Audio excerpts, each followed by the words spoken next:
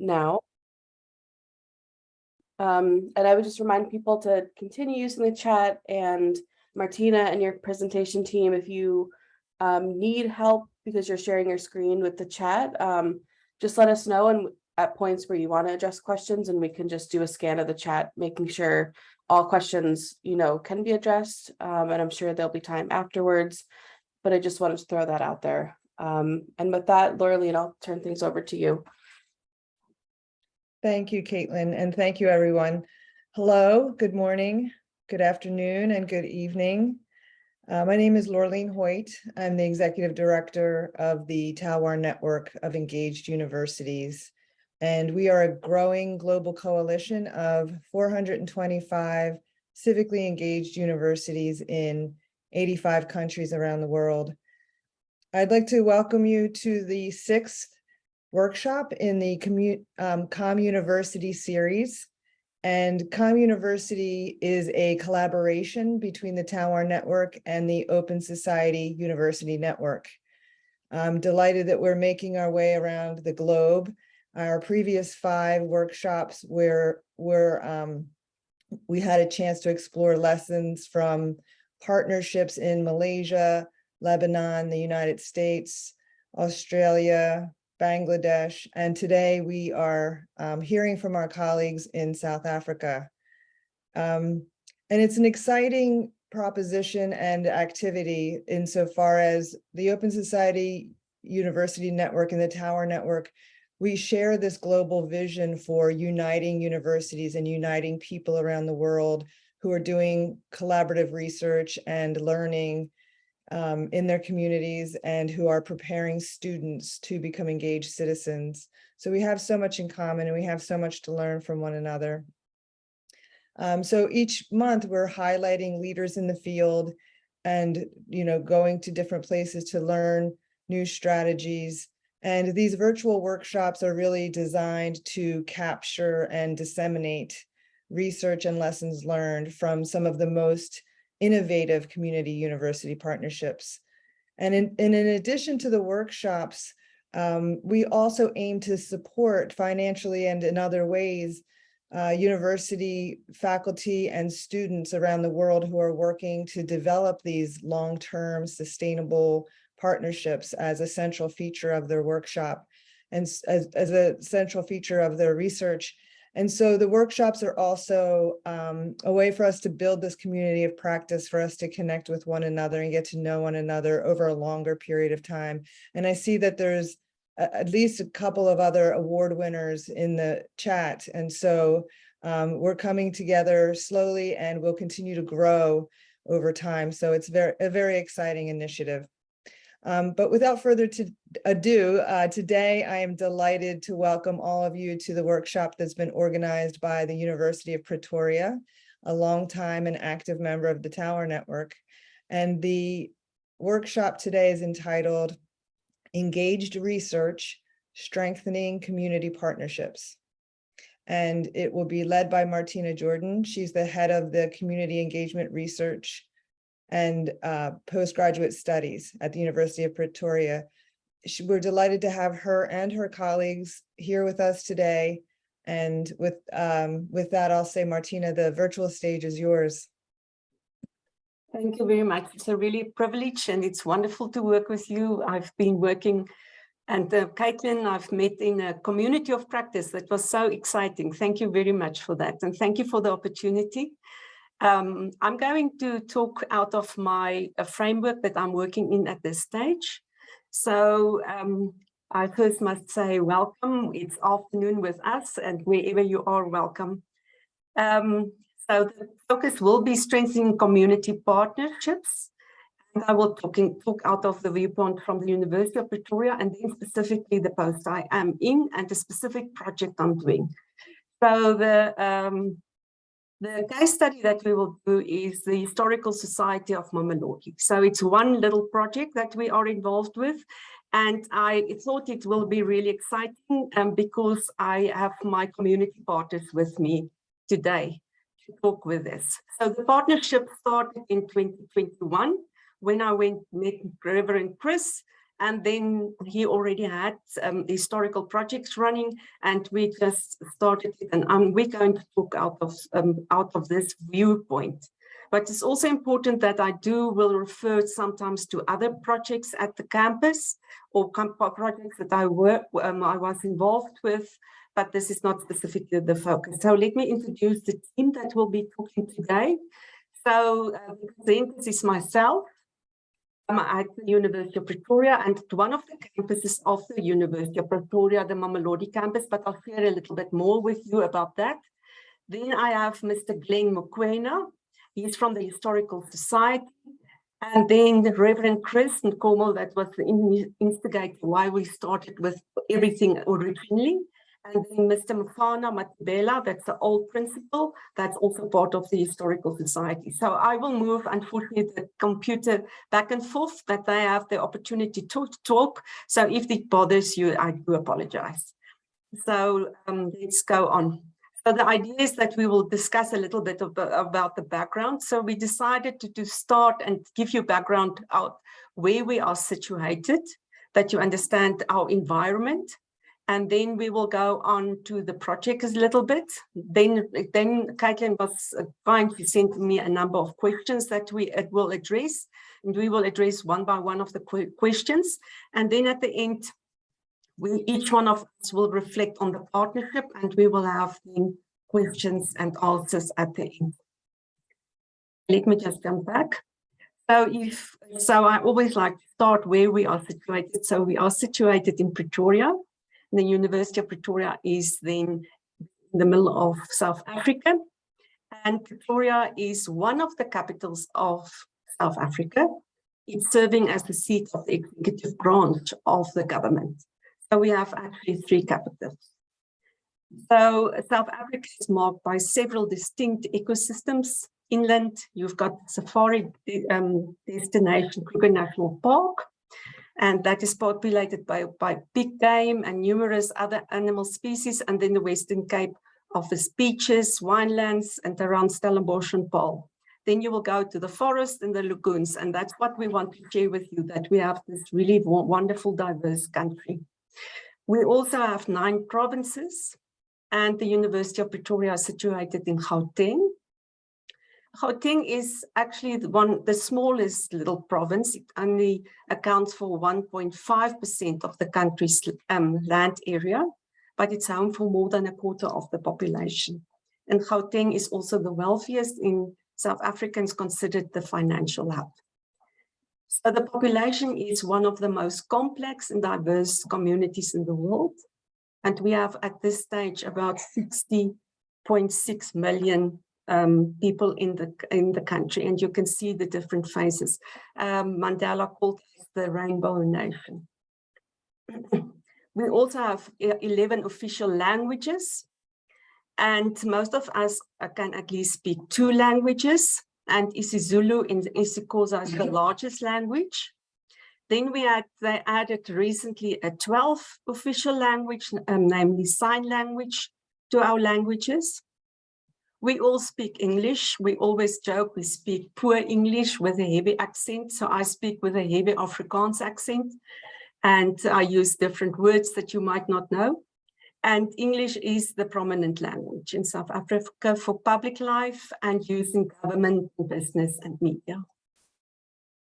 And then 3/4 of the population in South Africa are Black people. They are mainly Zulu, Xhosa, Sotho, Tswana, and then the remainder are Europeans and mixed South Asian descents. So, for instance, I came from descent from France. So if we focus now nearer to what we want to talk, we want to discuss the University of Pretoria. And the University of Pretoria has a lot of community engagement endeavors. So it has 8 faculties and 9 campuses. The students do voluntary work, and community work is also embedded in their curriculums. The UPC's community engagement is a key priority and entrenched in our strategic objectives and in our vision and mission statements. Community engagement is treated as an integral part of teaching and learning and research, and voluntary work is done by students. The focus is particularly on areas where the university has proven competencies that can enhance development and capability and building, capacity building for the communities. So you can also see we have a lot of students. We have 53,000 students. We are the biggest residential university in the country. And then we also have nearly 23,000 students per year that work in community projects. So I'm situated at the Mamelodi campus. I previously was responsible for the engineering's compulsory community module, but the last 2 years I'm working at the Mamelodi campus. Mamelodi campus is one of the campuses. You can see it's situated within a township next to next to Pretoria called Mamelodi. It's ideally situated for community work. So if I take a picture here of where Mamelodi campus is situated, you can see it is next to the informal settlement. It's just a road between us and the informal settlement. And then we have the structured houses on the left-hand side. So we are really, really very well situated. This will give you a better idea where the campus is situated. And this is how our environment look like. We have very structured houses and then, of course, very informal houses. The Mamelodi campus main aim is to strengthen educational pathways from preschools to secondary schools. So a lot of my projects that I'm involved with entails preschools, primary schools, or secondary schools. And then on the campus, there's the only program that's presented on the campus is the extended curriculum programs, where students then can get back to mainstream. And then we, of course, have the mainstream. On our campus, the only courses presented is the, like I said, extended curriculum program, where the students can either follow a BSc study area or a BCom study area. And they can then reapply to come back into the mainstream. So it gives the students an additional year of study during which the student then learn basic knowledge and skills and are enhanced before progressing onto a focus study area for the last part of the degree. The other part of the University of Mamelodi campus is the Pre-University Academy, where we have a high school program for learners focusing on STEM-related subjects. So we are very proud of this program. And it's focusing only on grade 8th, 9th, and 10th, and they then attend Saturday schools and holiday programs where they improve in STEM-related subjects with the aim that they will apply to a university one day. Good. So the questions that we received, we will highlight one by one. How do you engage a scholar to collaborate with communities to design and implement engaged programs? So what I want to target it from or look from is the view from the Mamelodi campus. So the Mamelodi campus, like I said, is situated very nicely in the township. On the campus, we have various clinics or hubs. So we've got the animal health clinic where the vets are being trained and where the students then get involved. We've got a business hub where the BCom students get involved, where they've got entrepreneurial programs. We've got the Siatimba clinic, that's the occupational therapists. And then we have May Jameson reading room. That's a reading room that the USA Embassy is running on campus. And through this, students can get involved in community projects. So I added, for instance, the JCP is a community project of the engineering built environment IT students that they do work for, and then also so on the different levels in architecture and so on, and Department of Psychology.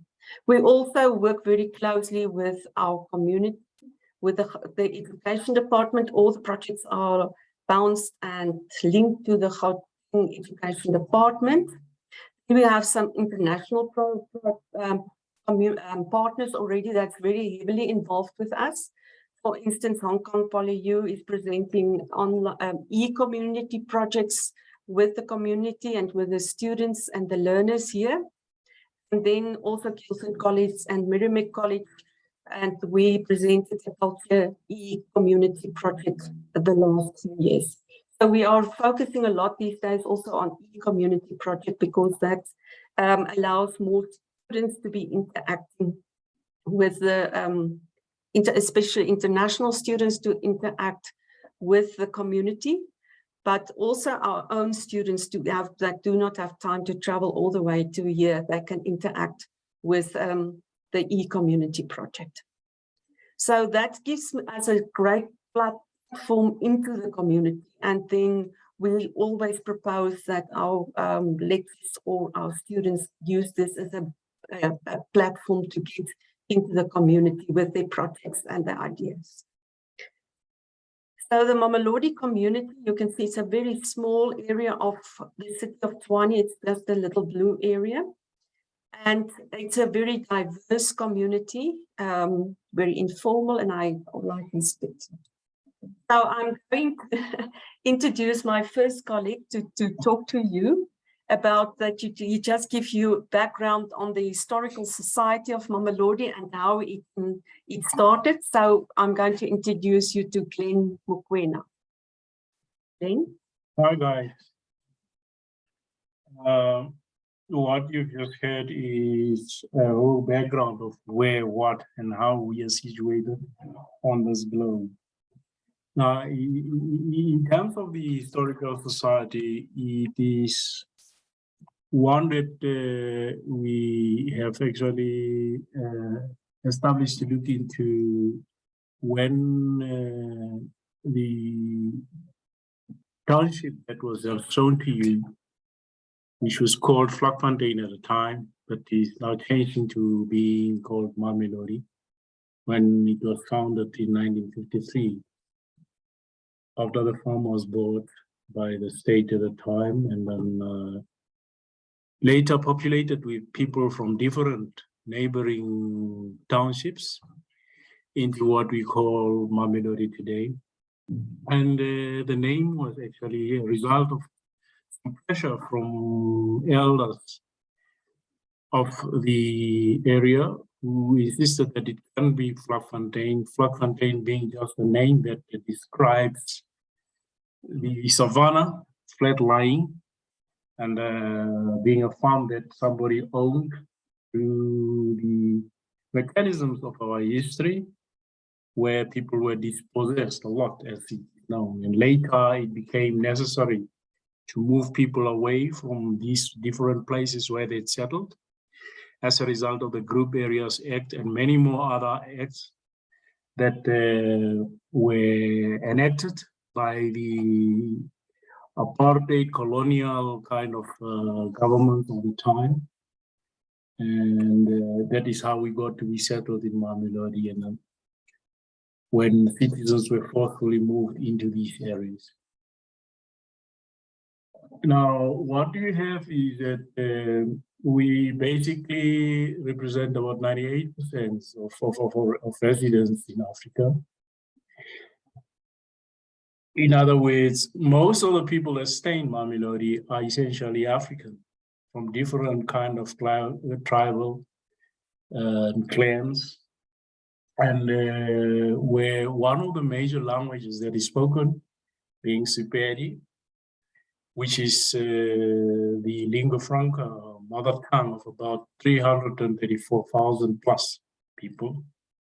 In Mamelodi, if you look at it over the years, we stand at about 56 schools, a mixture of pre-primary as well as secondary schools, all in number 56. That kind of gives you a profile of where we stand as a township, where right now in our Historical Society of Mamelodi, we're trying to build up a reserve, a legacy, if you like, of where Mamelodi got started from and where it is, because none of this is captured. And we're trying to conserve this and establish a body of knowledge for the deeper understanding of the dynamics that describe the history of this community. That about takes care of that part of what we wanted to talk to you about. There'll be others. Ben, appreciate it. I'm going to introduce you to Reverend Chris, who was the instigator, the professional person with everything. So he's going to share with you the projects that we are working on and what we are, no, it's Mfana, sorry. Sorry, I got it all wrong, I apologize. We were working and he's not even telling me. Okay, let me just apologize about that. So let's go. So Mfana is going to continue with this. So he's going to share the projects that we are doing. Okay, let me just move that for you. Good afternoon. Good afternoon, guys. I know it's not afternoon for some of you, but it's afternoon for us.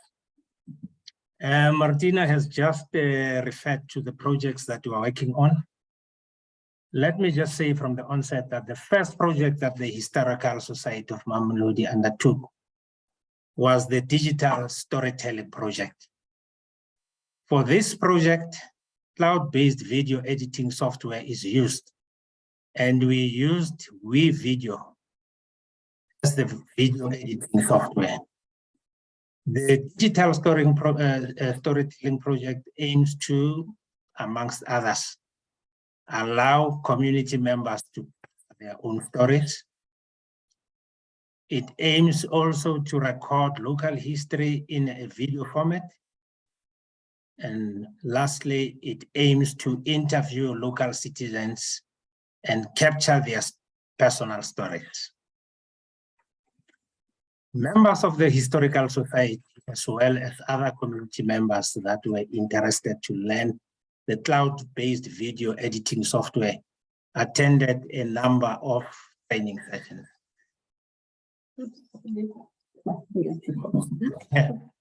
Yeah, I just want to say from the picture there, you can see we captured some of the people who attended the training that were facilitated by Martina. The software is quite easy and easy for people to follow. The other projects we are working on include developing ebooks on the different stories. We are also developing story maps with story maps. We will have 15 BA honor students assisting us with this project. We also developed a YouTube channel to upload the videos that we are creating.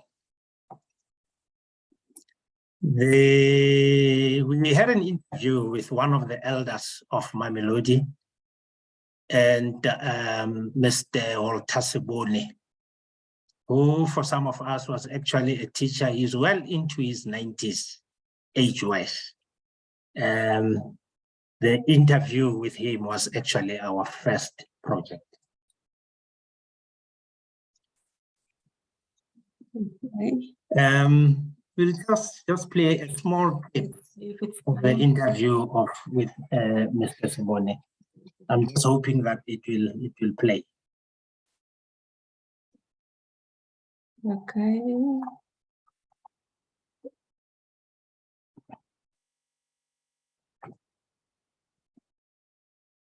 We see it, but we don't actually hear the sound. Okay, then we'll go on. That was just the idea how to. Thank you, Mr. Mfana. Appreciate. What are the key elements for successful long-term university community partnerships? I know some key elements, and I think some of you will be much better on this one. To indicate, the most important for me was to connect with a champion. It was very important to connect with Reverend Chris and this committee. Otherwise, I would not start with the project. The champion will buy in and ensure that the rest of the community members become involved. And it's very important to define the need for the partnership and the project and prioritize the roles and responsibilities. So every one of us got a specific responsibility and we know what to do. and be mindful of agendas and ensure that the partnership project has a common vision. So again, we have a common vision to preserve the history of Mamelodi and clear objectives. We are planning precisely what we all want to do in expected outcomes. So our outcomes we will discuss a little bit later, which will reduce the risk of project being deviated and to meet the needs of one partner. That's not what we really want. And be clear on as to the level of the partnership you're engaged to. Is it a networking, cooperating, coordinating, collaboration, integration?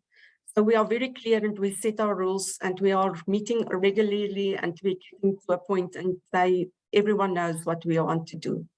To build new partnerships and strengthen long-standing partnerships. So it's interesting, out of this, we already developed a number of other partnerships and engage with partners who are committed to the partnership, that you can trust and relate to your organization's value and philosophy and you understand your culture. And must be willing to engage in the partnership. Ensure that the committee or board of the partners are fully supported of the partnership venture. For me, it's also important to benchmark the need for the partnership and evaluate the partnership to give you the skills to even better next time. So it's very important that there is no benchmarking for us at this stage, but that we can see that we are moving and that we will assess and evaluate where are we improving. Another important thing is to manage risks. Risks is always a problem. And we must prepare and implement and monitor a risk management and reduce the impact of changes to partners, commitments, activities, as well as address potential conflicts. So that we always keep in mind. In the partners communication, if your partnership involves change, make sure you have a change management plan. That's very important because we are developing this whole historical society and change it. And we hope that the aim is that at the end, the teachers will use the videos also in the school because local history is part of the curriculum for primary school. So we hope that that will be incorporated. Okay, so on the next one, I'm going to introduce Reverend Chris. So he's going to discuss in what ways do the community members contribute to the community engagement scholarship. So Reverend Chris, over to you. Right, good afternoon, everybody. As Martina, I'd like to say Dr. Martina Jordan said, we met on a networking. Community members may assist with the scholarship in different ways. Firstly, the community members know the specific community. If you take the example of the Historical Society of Mamelodi members, we have been living in the community for more than 6 years. We know how the community works and who to contact and ask to be part of this project. The links to the second part are part of existing groups. For instance, I'm part of a network of NGOs and ministers, fraternal, and there are excellent networking opportunities. As indicated in one of the first slides, South Africans speak many different languages. We as community members may also assist in the engaged scholarship with translations or ensure that community members involved can communicate with each other and the engaged scholar. Right, adding on to my previous slide, the community members involved in a specific project, for instance, the Historical Society of Mamelodi, are linked to the Engaged School through a group of like-minded community members. With this project, our focus is on the preservation of the stories of Mamelodi. We became co-researchers in this project and were added as part of the research team on the ethical clearance request to the University of Pretoria. We are now co-presenters to this webinar and will also be co-facilitators and mentors for the BA honor student. Later this year, we will present a conference together with the engaged scholar. Thank you, Reverend Chris. Okay, so let's answer the next question. How have universities demonstrated commitment to promote active citizenship and civic engagement? I will address this next two questions. So the first one is, at the University of Pretoria, community engagement is embedded in the curriculum. So the idea is that all undergrad students at the University of Pretoria actually need to have one interaction in the community. That's really important. So every faculty handles it different. Some faculties embedded in existing modules. Other faculties, like the Faculty of Engineering, Built Environment and IT, has a compulsory separate module, an 8-credit module, where the students then work 40 hours in the community. So every faculty may decide how they will do it. Then there are also programs with communities. There are various programs with communities. And for instance, I thought of the COSA project that we have, that the Faculty of Health is doing with drug addiction here in the community. Engage research projects are promoted at the university. And then civic societies are involved in a number of projects. And on the Mamelodi campus, we have the Mamelodi Community of Learning Collaborative. And that is where we get the local communities involved in the projects we are doing. So again, I'm reflecting just out of this one faculty or one department or one campus, and not specifically from the whole of the University of Pretoria. That's much larger than that. The next question that was for us, how are students' ideas and contributions valued and incorporated in the community engagement program and the Engaged Scholarship? Here I will reflect specifically on the BA Honours project. For the project, we will now have 15 BA Honours students that's actually studying tourism. That's part of the Department of History and Heritage Studies involved in the project. So they must also do the embedded community engagement work. And it will be entailed that my 3 colleagues will be mentoring them over 2 months. We will be presenting our first lecture with them, and then they will mentor them over 2 months, and each of these 3 groups will create a story map on the history of Mamelodi. They will interview an elder in the community, and they will also be able to use the cloud-based digital storytelling software that we are using. So we are really excited about this program. This was added after we submitted our proposal. And we are very excited that it will be happening. How might Engaged Scholar impact students' choice about career path and future involvement in the community? And I think this is really great with reference to this specific project that we will be doing with the tourism students, because the other problem that we do experience in Mamelodi is that there is not really tourists coming in. We have wonderful artists here that do excellent work and always do not get the opportunity to expose their work. There's wonderful stories to tell here in Mamelodi, and that's why we started thought, let's share it digitally before we start sharing it in a museum or something like that. So the focus of the campus is that the projects and interactions must be linked to course material. That's why the University of Pretoria embed their community engagement in their curriculums. And through the interactions in the communities, the students are able to identify opportunities and needs in the community that they can address and that they can use one day in the world of work. So for instance, if we take the tourism students, they can already then be able to identify possible projects that they can do, sites that they can take the students to, For instance, I was thinking faster than I was talking. We will take the students to a tour and share to them the food of Mamelodi, the culture of Mamelodi, where to eat, what to see. So that is what we will also do, not focusing only on the history of Mamelodi. By visiting Mamelodi, they will have the opportunity to identify these tourist attractions. They will also then have the opportunity to start networking with the community for future projects. And as indicated, South Africa has a very diverse community, and it's important for the students to understand the different communities and the language, and it's really how every community thinks. So for instance, if I do community work in Pretoria, I will do it way differently in the Cape, where we have a colleague from Rhodes that's excellent doing in Grahamstown, excellent work there. She will do it differently than me doing it in Pretoria. In what ways does Engaged Scholarship contribute to building civic values and skills for students?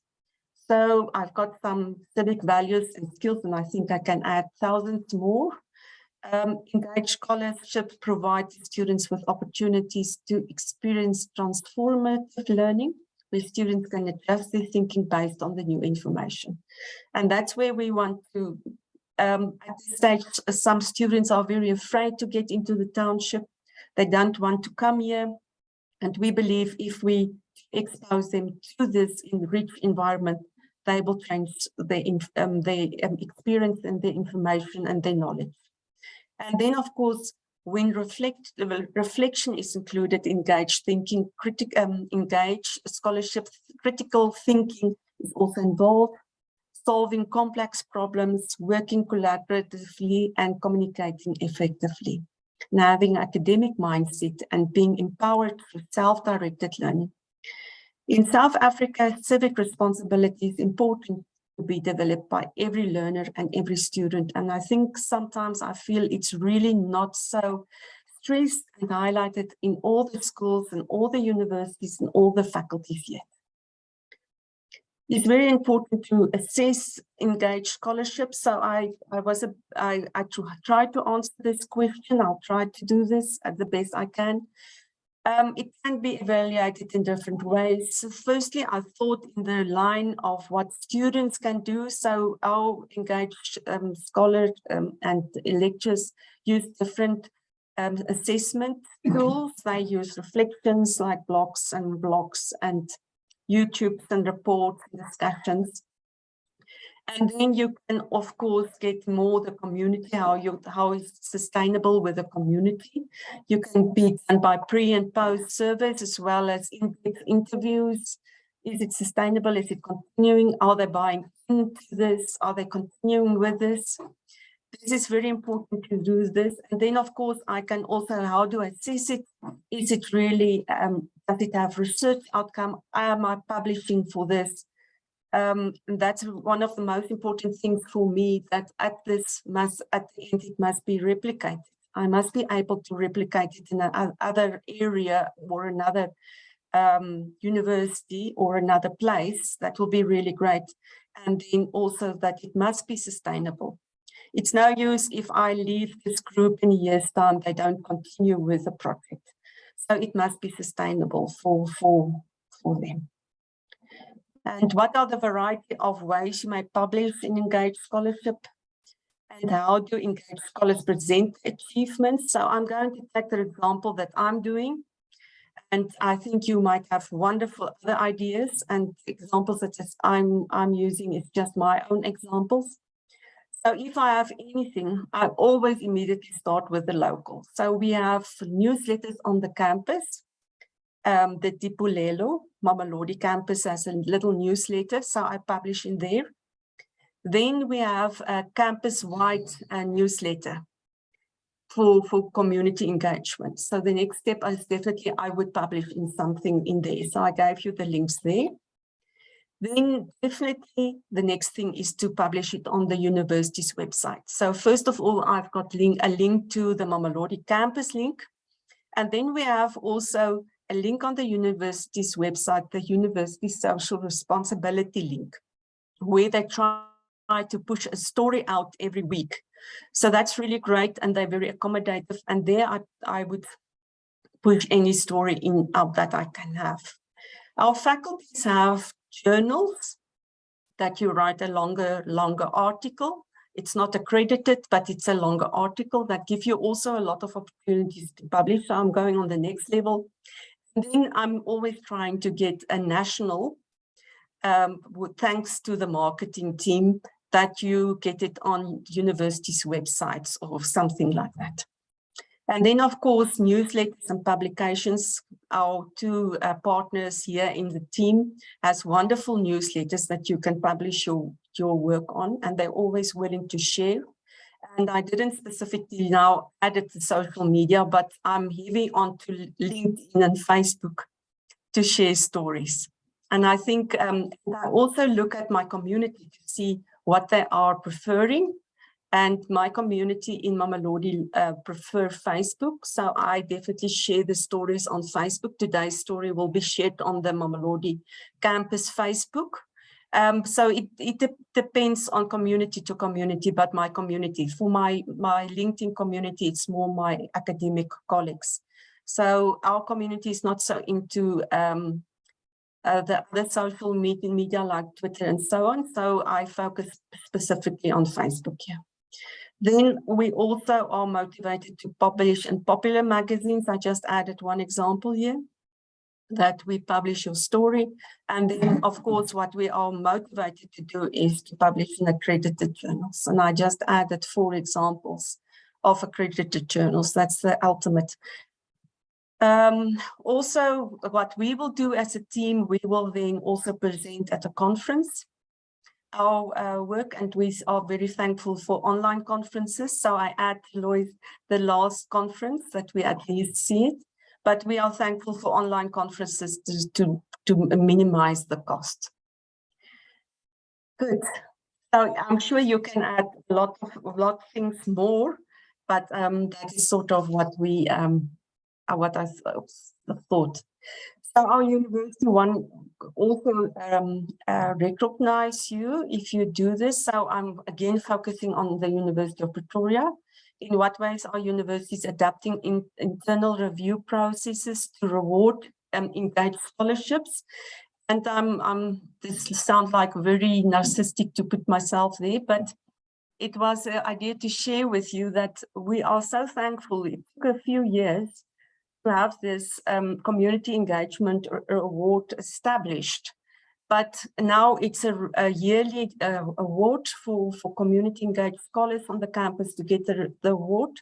And that was wonderful that they used to focus on teaching and learning, or they would used to focus on research very heavily, and then they incorporated that.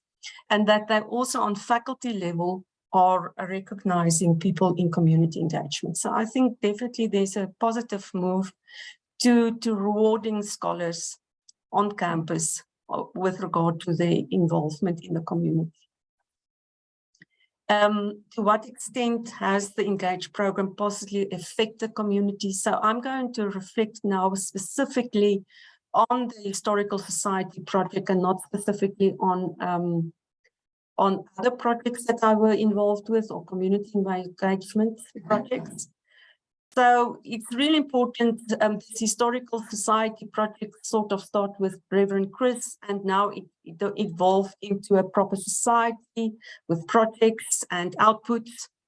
So the ownership of the project was important. So I think it's really, people are buying in, they're getting respect. Reverend Chris, I heard he's bragging about the project. So it's working. The other thing is we taught, they learned a lot of video editing skills. It's extremely easy, and it was much easier for me to teach people video editing skills than basic computer skills. And out of this video editing skills, we realized that there's actually a really big need for basic computer skills. And the engineering students the last 5 weeks over the holiday presented basic computer skills for the broader community. So we are happy that happened. And then also basic research skills. And in the process, we are learning about the history of Mamelodi. There's only one book written that we could trace and a few articles. So it's really great to talk to the community and record their stories. And then, like I said previously, we are really looking forward that this will be available for teachers and for learners and the broader community. And that's why we decided to establish a YouTube channel. So I think I'm faster than the time. Is that a problem, Caitlin?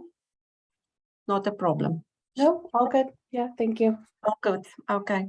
So I'm going to reflect a bit about my experience, and then I'll give my colleagues a chance, and then we will be open for questions and answers.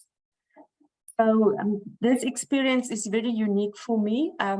Previously, I was just lecturing a huge, massive module with 1,900 students involved, and we had 500 projects per year and 300 community partners. So it was a mass project and a module. So this was now more intimate, nice, and fewer people are getting to connect with the people much easier. We had a birthday even before we started here in the office. So it was really, really wonderful. So for me, it was important to connect with the leaders or the champions. I was new in the community. I worked in Mamelodi, but never in Mamelodi. I worked with Mamelodi. I say it like that. So it was really great to start working with them. And I met Reverend Chris actually through another group of NGOs and community partners, where we then realized we have the same passion about history. And then it was very important that we set expectations for what we are going to do. Sometimes Reverend Chris would say, Martina, you're going like this. But I think he said we at least at the end get to a point. And then we had to find goals and to make sure the goals and directives are clearly defined and everyone is on the same page.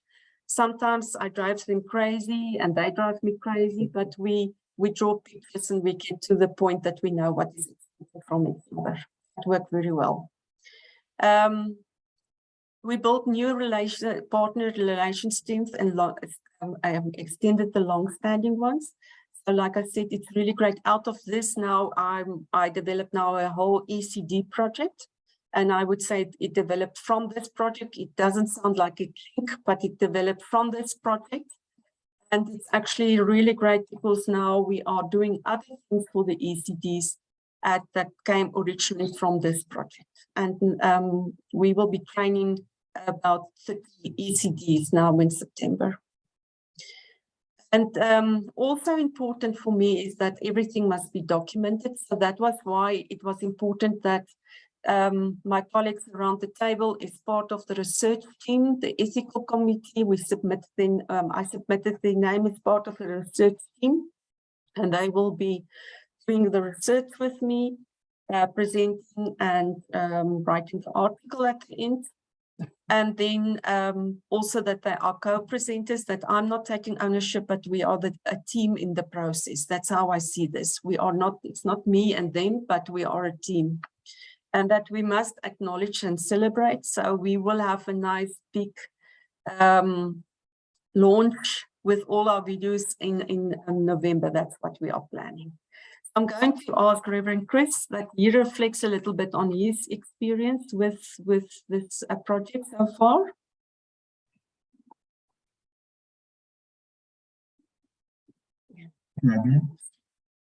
I will reflect on the partnership between the English Scholar and the Historical Society of Mamelodi. Martina and I started discussing a possible collaboration in 2021. It was on a networking group of things. And then from our initial discussion, a number of new ideas developed.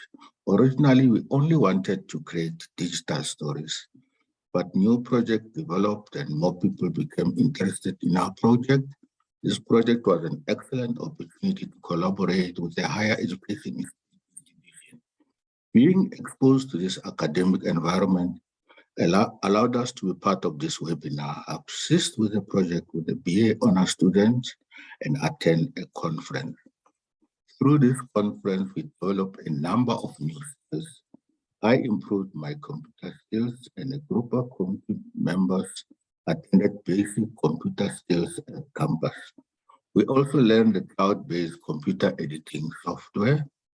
I'm now using this skill to other projects related to my ministry. I thank you. Thank you, Reverend Chris. I asked oops, sorry, that was my finger fault. I do apologize about that. When I'm moving it around, Fana to reflect on his experience.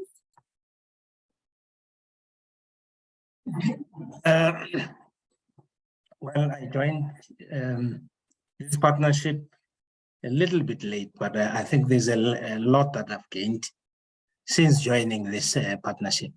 The lessons I've learned from the project include the following. It is important to engage with committed individuals. Otherwise, a project goes nowhere if you do not have committed individuals. We also need to have the same focus and dedication to the project. That's very important. We needed to establish at the beginning what the goal was, our roles, and our expectations. Even though we are all on pension, we are all involved in other community projects. We had to determine if we would be able to stick to the specific timeframes and would be able to deliver what is expected from us. We established clear end goals and what we needed to deliver at a specific time. Okay, Thank you. thank you. Let's ask Glenn that he reflect on his experience. Thanks, Tina, and thanks for a wonderful presentation, even if I should say so, because it reflects exactly what we've been doing. Must also confess, guys, I'm the birthday boy that's been celebrated today. And very excited, I must say, since I became involved with this project because of the opportunities which describe a large body of outstanding work that still needs to be done for historical purposes. We are having that kind of backlog. And then as Martina has indicated to you, there is a lot that has been covered. The prospects are very vast in terms of which we're looking at the opportunities, the connection with the university offers with relation to the publication or some of the outputs that we aim in the conferences that must be. We also have plans around re-establishing a cultural practice amongst Africans through storytelling from our elders before they leave, in terms of the old saying, African saying that never go away and die, leave the children without any learning. These storytelling will be taken around fireplaces with the people like the ones that you have been shown in that little clip that unfortunately you could not hear the sound, but I'm sure we can make arrangements later on to distribute a fuller sound.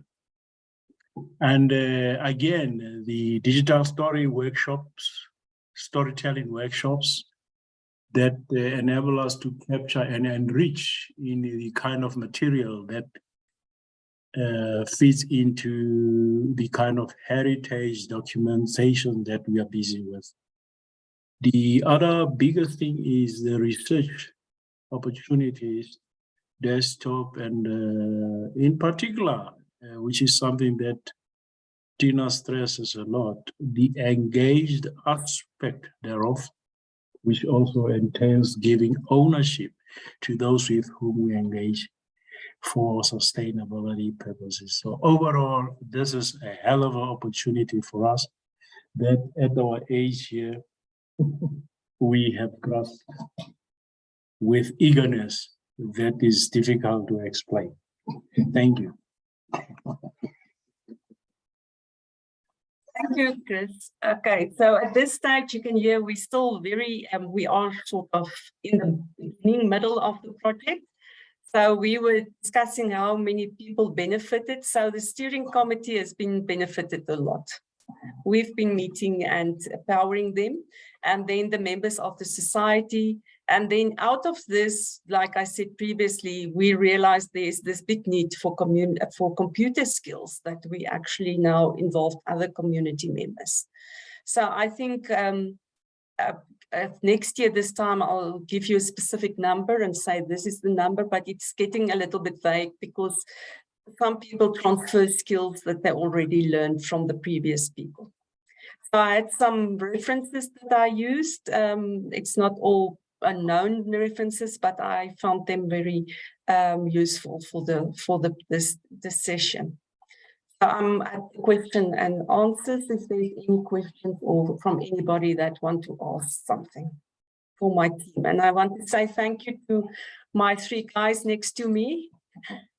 This is a voluntary thing. They've been doing this the whole time, traveling back and forth. There's no funding or payment for them.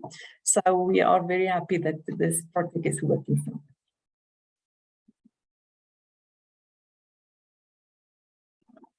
Thank you so much, all of you, for a very rich and deep description and presentation of the excellent work that you're doing. And I really appreciate, and we'll just probably speak on behalf of a few folks here when I say that, you know, you really oriented us well to the context that you're working in and covered a lot of different important themes with engaged scholarship, from the relevance of the context to the work, to the role of the community members and the framing of partners as co-researchers and co-presenters, and then also sharing with us the institutional aspects of the ways in which the engagement's embedded in the curriculum and the way that it's being assessed and also recognized at the university. So thank you so much for such a rich presentation. I'm sure there's a variety of questions, and I do want to open the floor for those questions. There's a lot of very positive and enthusiastic comments that are rolling in the chat. I don't see any questions quite yet, unless I'm missing something.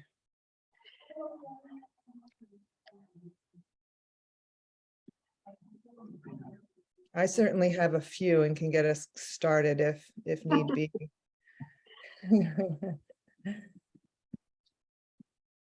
Am I missing any raised hands, Caitlin? No, but I'm actively typing a question into the chat, but if I can also verbalize it, if that's okay. Go for it. Go ahead and get us started.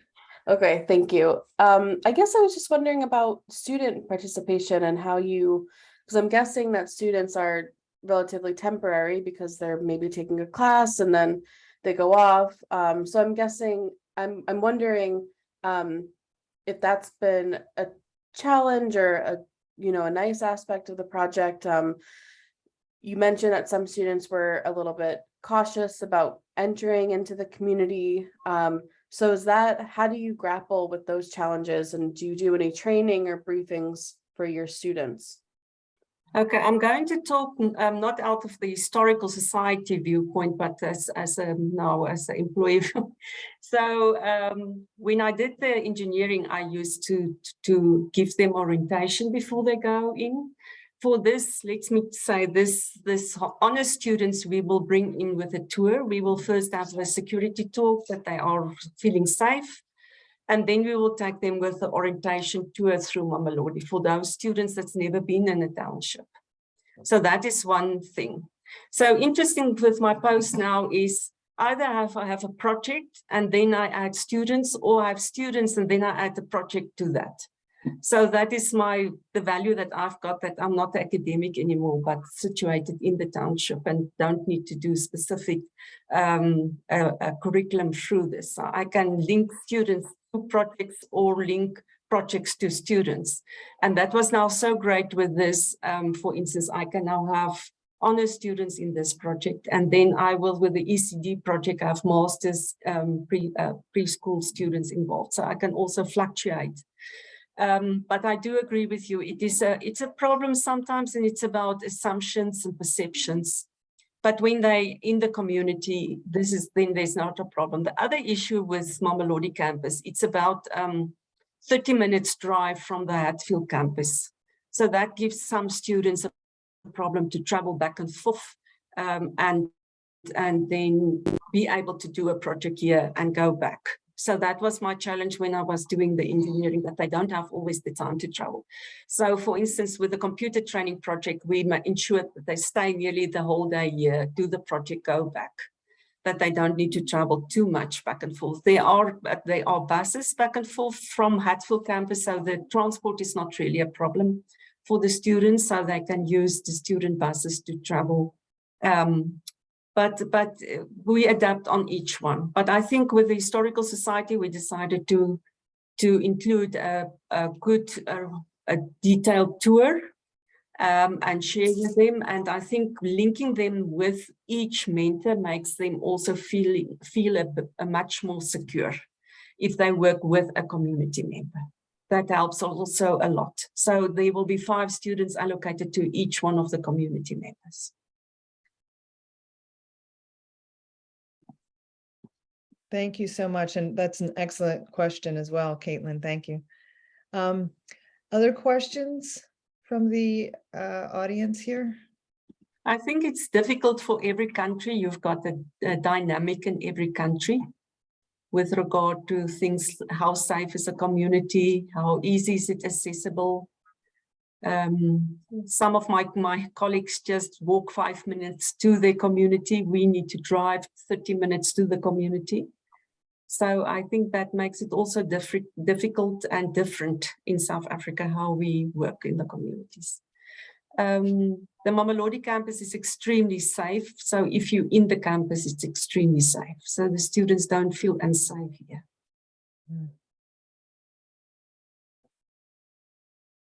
Looks like we have a question here from, I've never met Surya. I might not be saying your name correctly, but you're asking, how was the response at the first to engage communities? So I think she's, yeah, go ahead. I see you've unmuted. Hello, everyone. Yeah, the question was, how was the response at the first to engage communities? Because at first, like, it will be very difficult to start something and then inviting people to join you for your project, especially in the case of history, in the case of some kind of sensitive issues, which is related to history, culture and these things. So it's a little bit difficult to engage a lot of people. And sometimes they don't tell you the stories that you want to hear, or they don't make the stories that you want to share with people. So how was the response, and how did you manage to come out with, like, how did you find solution for that? I must tell you, thank you for that question. That's really a good question. I must tell you, I think that was very important for me to work with this man. So it's important to have people in the community, because the other day there was an incident and I said, "Phew, this sounds like a really great project and I think we must run with this." And they immediately said, "Oh, no, no, no, no. You don't understand the politics of this, Mamelodi. You're on the wrong path. Don't go there." And I said to them afterwards, if I was not in the, I'm not from the community, I didn't understand the politics and the specific. So that was very important. I do agree with you, history is very difficult. We don't have a lot. We usually find it's the older generation that's interested to be involved with this. The younger generation is just not involved interested, and that's why we want to take it to the schools. So it is a problem that you will this. I think our communities are willing to share their stories. I think the apartheid and post-apartheid and things, we are willing to start sharing the stories. I found when I did the digital storytelling that people are willing to come and tell their stories, how they were forcibly removed, that I probably would have done 20 years ago. But it's still a problem. I do agree with you. So we are targeting now soft spots. That's easy. So we realize teaching is easy. Telling the stories about the schools is easy. Reverend Chris is very into the floods. He wants to talk about the floods. So those stories are soft. Do you want, any one of you want to add? I can only add to that, just to affirm what Dina has said, that there really is an open readiness to come forward and tell stories. When we started off in this project, for example, a number of people approached us, reached out of their own volition to try and say they come from the Ndebele people, one of the kind of clans we have. Very recently, they said that they'd like to be part of our project. They heard about it just by the way, coincidentally, when they were looking at other things from the university. And then upon discovering what we are aiming to do, they wanted to be part and to talk about the Ndebele heritage, which is also a very rich part of the South African society, especially in Mamelodi, Tshwane, which actually should answer and maybe put pay to what you have said around the fears, which of course, historically, given where we come from, South Africa, is to be expected. But there is that readiness to reach out to say, we have something in common here, can we build and maybe capture this so that we get started. Yeah, perhaps just to add that previously, I think there had been no opportunity for people to tell their stories. There is quite a rich history out there amongst people. Earlier, we referred to Mr. Sibone, who is one of the elders of this township. When we approached him, he was very keen to tell us his story. And I think there is a lot that we learned. The point is, this project is an opportunity for people who have stories and who will be able to tell them. From where we stand and from the other, a few people that we have talked to, there are quite many who are willing to tell their stories. Okay. Okay. Thank you. Is that answering your question? Yes, thank you so much. It was my answer. Because I'm dealing with same issue, digital storytelling in Afghanistan. I come from Afghanistan. So it will help me a lot because I chose very sensitive thing, which is conflict stories. So retelling the conflict stories by women. It's wonderful. So your experience and your information was so much helpful. Thank you. Thank you. That we will look forward to your project's outcomes. That will be interesting.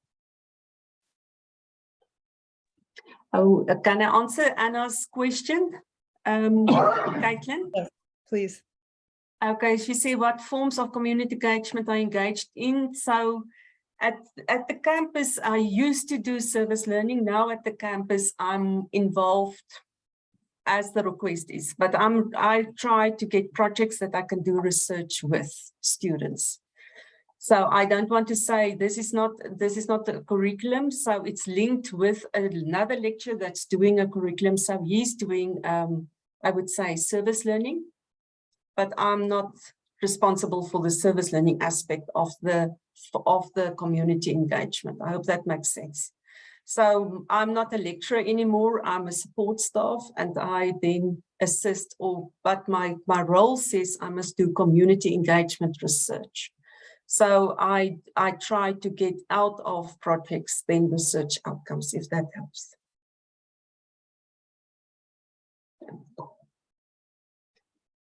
Sorry? Okay. Yeah. Okay, so we have, like I did discuss it a little bit at the religion department on campus that have links with the NGOs. So she also has the same role as I can say that it is not, she's also not doing community, she's doing engaged research at the process, but not with students. It's really difficult. Sorry, I feel now I'm talking around everything, but I do have volunteers getting in. I community engagement. We talk about community engagement is not heavy service learning, but then also service learning. Depends from lecturer to lecturer and request to request.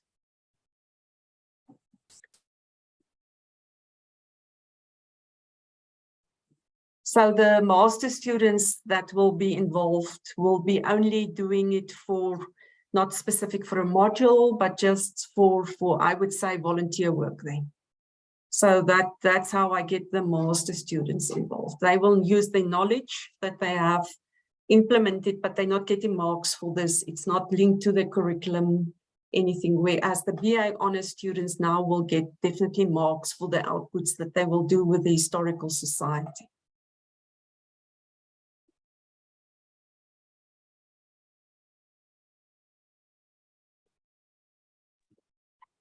Are there any other questions? I'm holding my own. There's plenty of time, so I want to yield the floor and make sure everyone has a chance to ask. Now I knew we talked too fast. We was actually depending on Glenn because he talks much more than us. No, it's my birthday today. I thought I should give them rest. Because I do bend their ear a lot. I have a very different type of question, looking at this from perhaps a global perspective with an eye toward this larger global movement of engaged universities that we've been working together to build now for quite some time. And Martina, I know that you're well aware of those efforts and have been involved really directly for some time, as have some other people on the call here. We're at, all of us, such a critical juncture with all that we've been through together globally through the pandemic and with climate change and with so many other converging issues. And it seems from where I sit that things have changed quite a bit. And I'll give you a concrete example. There's and this is fantastic news. This is, in a world of quite a bit of darkness, this is a little beacon of light that I'd like to share with everyone. I've been fortunate enough to be asked to join some conversations with a growing network of funders, philanthropic organizations from different countries around the world that are organizing a network where they can learn more about what they might be able to do to incentivize socially impactful research within the academy and within universities around the world. And so they are in the early stages of forming this network. They're going to sort of formally announce the network in a few months, but they're in the learning stage and they're asking a lot of questions. And so, the University of Pretoria is such a good example, and there's other institutions represented on this call here that are just excellent examples of what's possible when a university prioritizes community engagement and community-based research. And so it's a big question. It's one that I'm looking for answers to so that I can, share insights with the network of funders and ultimately connect this community of practice with that network. What might we do how might a group of funders be able to incentivize universities to promote and to advance and to expand their efforts around socially impactful research, just in really practical terms? And this could be for Martina and her colleagues, but it could be for others on the call. What would make a difference at your universities, either in terms of, student energy and interest, or, capturing the energy and interest of the university president, vice chancellor, or rector. Just in very practical terms, what could we do if we had the resources to make some change? How, what would help to really move the needle or catalyze some real change in the culture of higher education? I know it's a tough question. That's why I'm reaching out for help.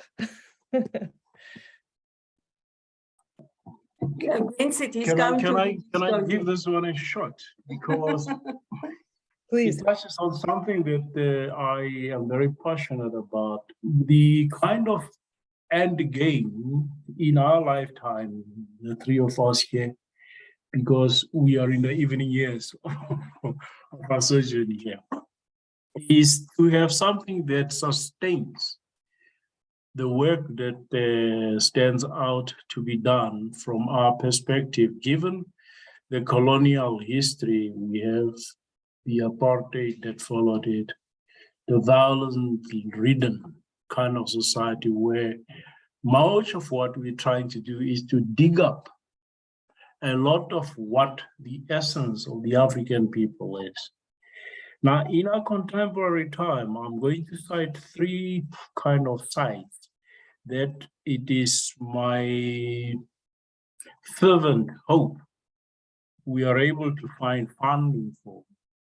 We have three iconic places in this township called Mamelodi, which would, through research, which has been proven by one document that was also produced here in the University of Pretoria, that uncovered the society's resistance to a particular monument, a particular memory bank that kept being destroyed each time it was built up, because then it became noticeable from this research that there is an history behind this hostility towards that institution.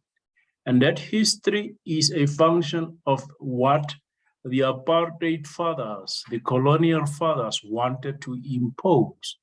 So the research, a small paper of maybe 15 pages or so, for the first time revealed why there was such a resistance, when all the years we were basically hitting our heads against the wall.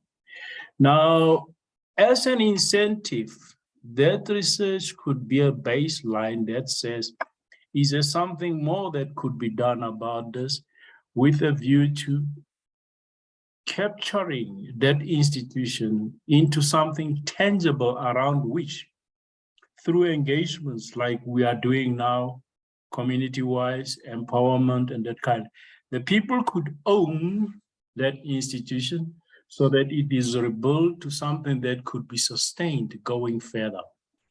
Now, that is, in short, to cut a long story short, what I think would present such an incentive, but it must be foregrounded on ensuring that people own that process, not imposed.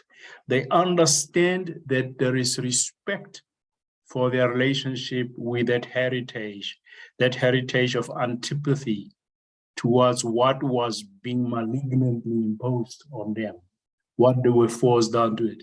But somehow, in our debate over that incident, when we uncovered it, we began wondering, is this thing a DNA transmitted thing? Because we never knew about it, but we knew that each time this monument was built, a few months afterwards, it is destroyed. Each time it was built, it was destroyed.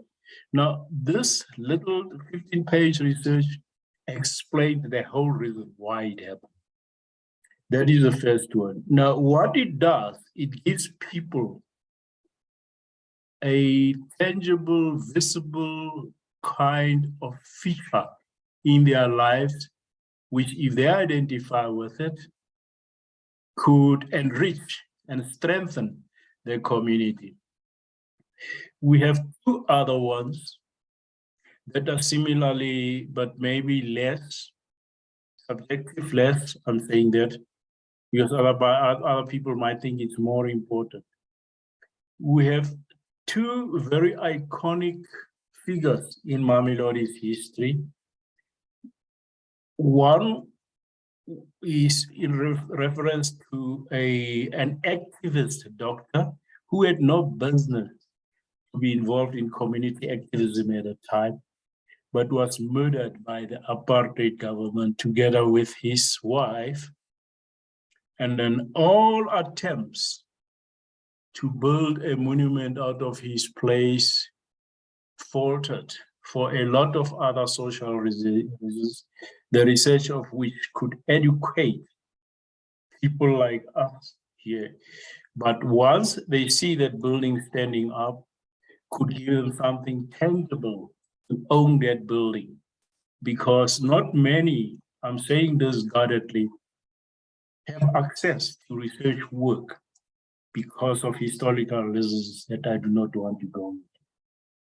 The other side of it, just to conclude, is a period in the life of Mamelodi where a prominent Afrikaner, apartheid doctor, broke ranks and was the first one to pioneer a movement into residing in Mamelodi, where he built some kind of structure, a house where he said the structure was actually one that he tried to make sure looks like the ones in Mamelodi. Excuse me, there is a frog here. Now, that house itself has been neglected, but the memory of this white doctor, Nico Smith by name, needs to be revived because he contributed a lot towards empowering the people of Mamelodi. The pastor also pioneered support systems that led to a lot of protection for those that the apartheid regime chased around, imprisoned, and sometimes killed, including ensuring that the no one's I think that that should explain it. He did a lot, basically, to help what I would say is the anti-apartheid struggle. Thank you. Sorry, he complains I'm going for the watch. Okay, so For my talking a lot. sorry. I learned a lot. Thank you so much. But I think it was not precisely, I think Diane's got an answer for you. Your hand is up. Yes, Diana. Totally impactful.